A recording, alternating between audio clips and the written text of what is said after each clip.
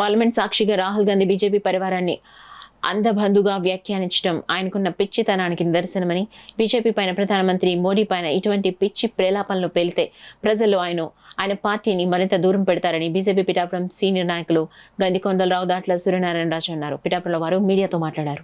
మీరు ఒక కొఠారిని పెట్టుకుని జనాలు సమస్యలు తెలియకుండా ఆ కొఠారితో ఒక కుటుంబ పాలన నడపడం వల్ల ఈరోజు కాంగ్రెస్కి ఏ రకమైన పరిస్థితి పట్టిందో మీరు చూసే ఉంటారు.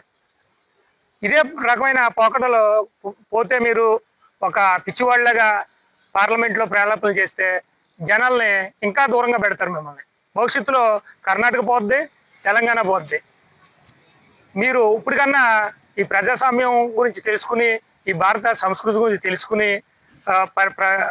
ప్రవర్తిస్తే ఆ ప్రతిపక్ష స్థానంలో అన్న ఉంటారు. మీ టైంలో ఎన్నిసార్లు పేపర్ లీక్ అవ్వలేదు.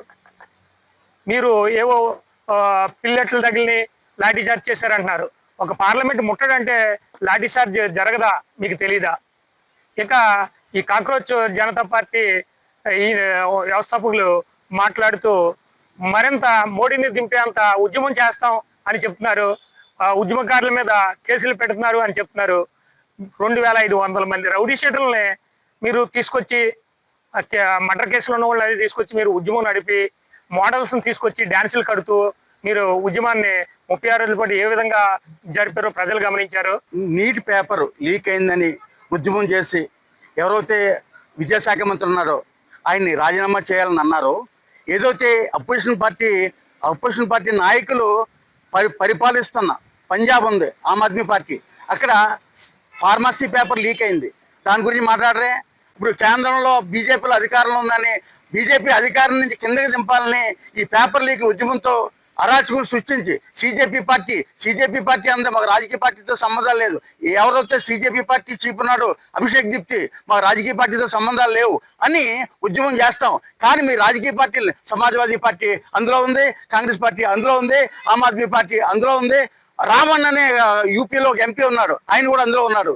ఇటువంటి దేశ అరాచకం కోసం నిరంతరం పాటుపడుతున్న ఇటువంటి నాయకులను ఉద్యమంలో దింపి ఏం చేద్దామని బంగ్లాదేశ్ చేస్తారా, శ్రీలంకని చేస్తారా ఏంటి? ఈ ఉద్యమాలు దేశాన్ని విచ్ఛిన్నం చేయడం కోసం మీరు చేస్తున్నారా?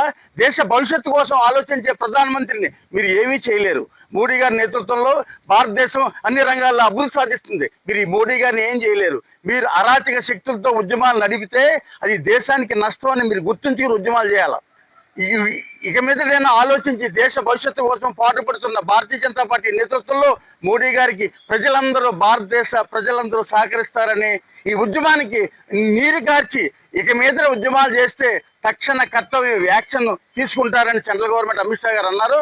ఈ ఉద్యమాల్ని అప్రజాస్వామికంగా చేసి ఉద్యమాల్ని ప్రజలు కూడా చూస్తున్నారు.